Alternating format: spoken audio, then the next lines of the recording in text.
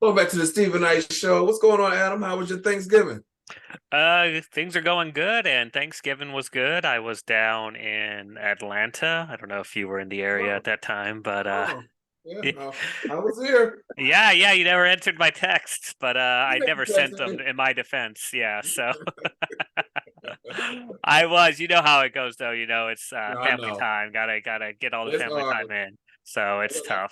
I give you crap, but I know when I go home, you have every intention, but time just goes by so fast. So yeah, I get it. Exactly. Like, yeah. And I swear when you're younger, you're like, oh, I'll see all my friends when I come back to town. Right. And man, reality kicks in and you're like, what? So, I saw this interview. This woman was like, she said the same thing. She said, "Well, I saw you last time I was there." It's just like it's harder. It's harder to get up. yeah, we have a friend that's like, when you get texted by him, that means you're in the rotation of, oh, he's Right. in town, and now it's his time. It's your time to see him because you're the Exactly. part of that rotation. But yeah, it was a good time. Weather was good, family Yeah. was good, friends were good. It's good times. Well, good. Well, good.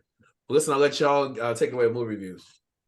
Sure thing. So I saw kind of the two big releases that happened right before Thanksgiving and then during Thanksgiving, which are the Hunger Games movie and Napoleon.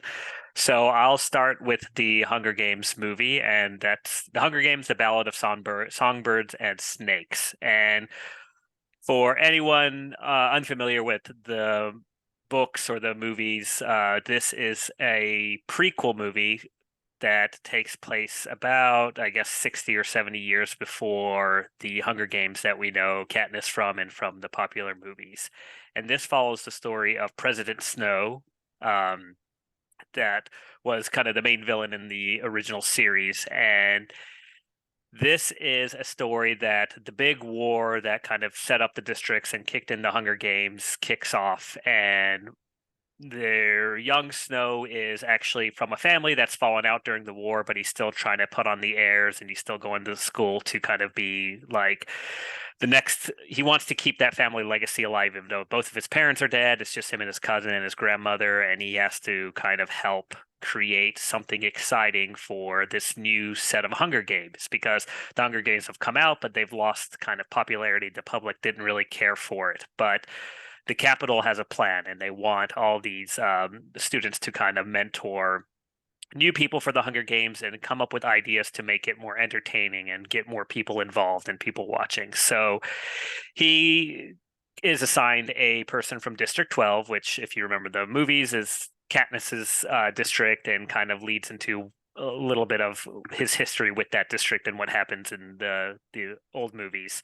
And it's really a story about how he kind of relates to his tribute from District 12 and how he navigates kind of this new world of creating a Hunger Games and trying to keep his tribute alive so he can win this prize that will keep him from living in squalor.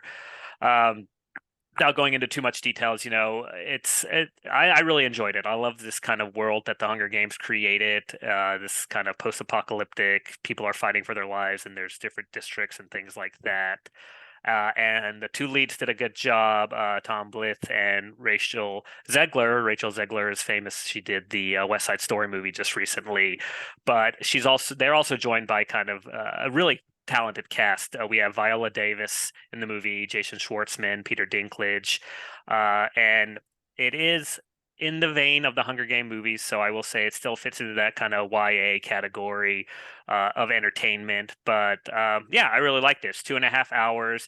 There's a part where it falls into this weird territory where it's not long enough to be a movie split into two, but it's not there's just a little too much to fit in and cram into this one movie. But overall, I enjoyed it. Again, I'll say if you're not a fan of the Hunger Games world, you didn't like the movies, this is a skippable one. But yeah, you get a lot of the highlights. You kind of get catch up of how this young Cornelius Snow decided to become such an evil person on his drive for power no matter what.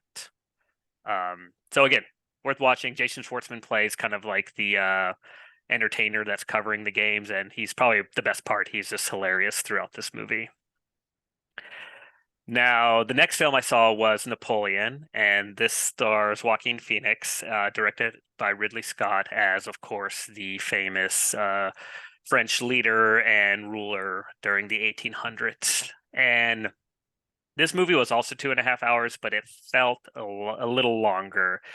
And my best assessment of this movie is that it's a bit disjointed. So I think what Ridley Scott was trying to do was kind of create a fun take on Napoleon, add a little satire, focus a lot on his relationship with Josephine, his first wife, and how like she drove him to power, but he really couldn't commit to any one category.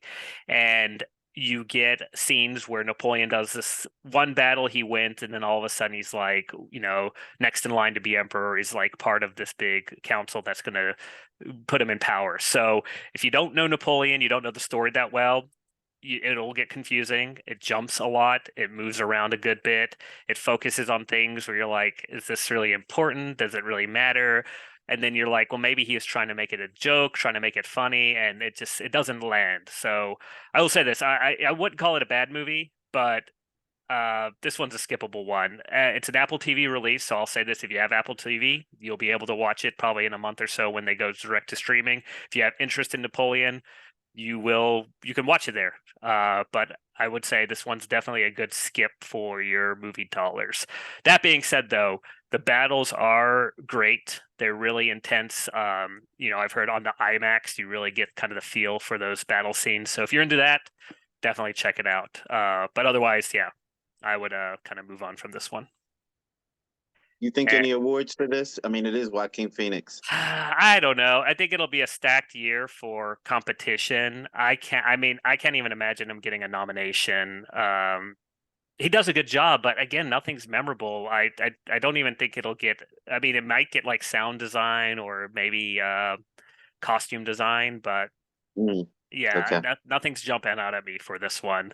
That being said, I could be wrong, and maybe people really liked it. One thing I'll know, and not to dig too deep into the movie, but like everyone has a British accent, but Joaquin speaks in his American accent, so it's also again, it's kind of weird. It's like no one's even trying a French accent or like getting into the role. It's really just like, oh, just act like you normally do, but now you're like Napoleon, or now you're Lord Wellington from the UK or something like that. So yeah, it's a bit of a mess. Again, it's coming out on streaming. There's apparently a 4-hour cut, which is Oh way wow. too long, but I think that will fill in all the gaps and get Ridley Scott's vision across. And people in the industry say, Apple TV's doing this. Apple has the budget. They can lose millions and millions and hundreds of millions on movies. They don't care. They're really just trying to get their content out there. So I think this is a case of one of those where they know it's going to fail at the box office. It's not going to do a lot, but it just builds their library. Good. Okay. One of the films that I saw uh, over our break was from the trio Please Don't Destroy. It's called The Treasure of Foggy Mountain. And the trio of Please Don't Destroy is John Higgins, Ben Marshall, and Martin Herlihy. And it follows three friends that are on their down luck and their disenfranchisement of their own lives, that they um, have this boyish quality. All three of them have this boyish quality, and they don't have cares in the world except whatever it is that they particularly care about. And so one of them geniusly thinks of, okay, we need to remember when we were kids and we heard about this treasure, we need to go find it. So there's this journey of them going to go find this treasure. And it's semi funny. There's really funny moments, but then there's moments that are really corny. But it is entertaining to watch if you have nothing else to watch. It's on streaming, it's on Peacock. It's good to watch at home. This is great. This is the perfect situation for this kind of movie. You hear me talk about it all the time. If you're going to put it in theaters, make it worth my while. Make it worth me getting up, getting dressed, driving to the theater, and paying that fee. This was perfect for at home. So I highly recommend. It's a little funny. The Treasure of Froggy Mountain. Please Nice. don't destroy. It's on Peacock. Check it out. The next film that I saw was the highly anticipated uh, launch of the new DC comic universe. It's Blue Beetle. Blue Beetle stars Zolo Maridueña. I think that's how you pronounce it. as Susan Sarandon and George Lopez. And Blue Beetle basically is the story of an alien entity that basically takes over a young man and gives him superpowers, and he basically is thrust into being a hero. Susan Sarandon plays the bad person, which I have to get my mind wrapped around that. Susan Sarandon being a villain, I'm not that didn't settle too well with me. Um, Overall, the movie gets a B minus. I'll give it that. It was good for streaming at home. I don't know if I would have been really happy seeing that in the theater. Hmm. But I will tell you this: George Lopez is hilarious in this film. I don't really even like my hero characters with too much funny in the film, but this works. And George Nice. Lopez had me hollering. Yeah, so definitely check that out. This is supposed to be again the launch of the new DC universe. Where they're going to go with this, I don't know. After Blue Beetle, you're going to see an Aquaman film. Is it this month? I The think yeah, Aquaman comes out. yeah, because it's the new. Yeah, that's I saw the trailers for it. So So Aquaman comes out this month. Please remember, this is the last film of the old regime. So I think Aquaman's sticking around for the new universe, but hmm the storyline that's here is ending here. Like you'll probably see Jason Momoa again, but you won't see this Aquaman again hmm in the future. So yeah, that's all I have to add to that.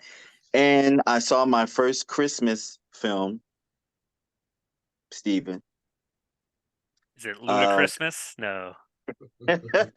no, I saw Candy Cane Lane with Eddie Murphy and Tracy Ellis I Ross. see that. I saw that on Prime. Yeah, it was good. It was a good family movie. Even though I'm looking for a different type of Eddie Murphy, I need Boomerang Eddie Murphy, Harlem Nights Eddie Murphy. That's what I'm looking for. But Yeah. this was okay. It's a good family movie. I see what Eddie's doing. He's not doing that other stuff anymore. He's doing wholesome entertainment. Kudos to you. It was a good movie. It's a good family movie. Good stay at home, eat the popcorn. You Mhm. know, I suspect that a lot of people will be diving into this Christmas morning if they wait that long. But it's a good movie. It's a good movie for everyone to watch all at once. Good storyline. Um, I can't say that I actually laughed out loud, but it was entertaining. And it's an original story. I don't even want to tell you any of it because it's so original. Like I've never even like this is not a fable of anything that I've Nice. ever heard before. It was pretty decent. So shout out to Reginald Hudlin for creating another family oriented film. The next film that I saw is not family oriented. It's The Exorcist Believer, which stars Leslie Odom Jr., Ellen Burstyn, and this is a spoiler alert. Linda Blair from the original Oh, Exorcist is in this film. Um, it was disappointing because I hmm. was looking for more. However, storyline wise, it was good as it related to the original Exorcist film and dealing with the interpersonal relationships, especially between Reagan and her mom, who was played by Ellen Burstyn, and the fact that they got Ellen Burstyn to come be in this film so many years later gave the film integrity. However, I think that the storyline could have been a little better, and you could have given me like more demon, more vomit, more cursing, just more of what you gave me in the original Exorcist. You could have gave me more. Leslie Odom did a great job. It just, as far as horror films are concerned, to me, The Exorcist is still one of the most frightening films I've ever seen in my life. Just because of the subject matter and the delivery of it. Yep. They did not even come close to replicating any of that. I will give them a C minus for the entire movie. And they get the C because of the connection to the first movie. So Mm. it's like you tidied up what was happening in the beginning, and Yeah. we can forget all the exorcists that happened in between. But the first movie and this movie is a nice tie bow on the story. Yeah. And so we're still watching Black Cake. We're still watching Invincible, and we're still watching Lawman Bass Reeves. Yeah, that's got to be. They said I read a headline that Lawman's Bass Reeves is like Paramount Plus's biggest release of the year, or most watched release of the year. Yeah, it's pretty good. It's pretty good. Nice. Well, I thought about you, Adam, because I had started watching Christmas movies. I watched 2 so far, though. I can't remember what the second one was, but the first one I watched was called Best Christmas Ever, and it stars Brandy Norwood, the singer, Jason Biggs from American Pie, and Heather Graham. Oh, I've seen the commercials. Yeah. Yeah. So this is a different kind of story. So Heather Graham's character and Jason Biggs are married. Apparently, Jason Biggs and Brandy went to high school together, and they were in a band. And so every year, Brandy and her husband, they send out Christmas cards to all the people, they know, their family Christmas cards, updating, what they've done for the year. And it's always all this great stuff, right? And so Heather Graham, she's kind of rolling her eyes like, no one has that life. No one, whatever. And so she was talking to her son, and she told her son, their plan was to go spend Christmas with her sister. Their family was going with Heather's Graham's family sister, and her son put in the GPS, but he put in Brandy's character's house. So they show up there. They're like, I know my sister said she moved, but this big, did they get the lottery? And so turns out it's Brandy and her family. Like, oh no, you gotta stay. But they have all this kind of crazy stuff, and you realize that while Brandy does have a good life, there's always more than meets the eye. And Jason Biggs and his wife, there's a little bit of a disconnect because they're kind of comparing their relationship to Brandy and her husband's relationship. And it turns out all the while, Jason had been sending out Christmas cards, but never told his wife because she wasn't into that kind of stuff. And he thought that it kind of saved their marriage then when she found it. Nice. It was good. It was it's a Christmas movie. Yeah. I was looking at it. When I look at a Christmas movie, I look to see how long it is. An hour and 21 minutes, I can do it. Yeah. As long as that, I'm not interested. But So it was I have good. a question. Brandy came out with a Christmas album. Is any of that music associated with this film? I believe so. I do believe so. That's Okay. what made me watch it.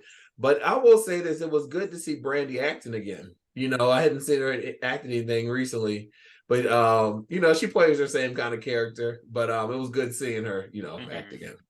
And also Jason Biggs, he's hilarious. So yeah, it was good, a little family Christmas movie. But anything coming down the pipeline for you guys? What was your second Christmas movie? I can't remember what it was.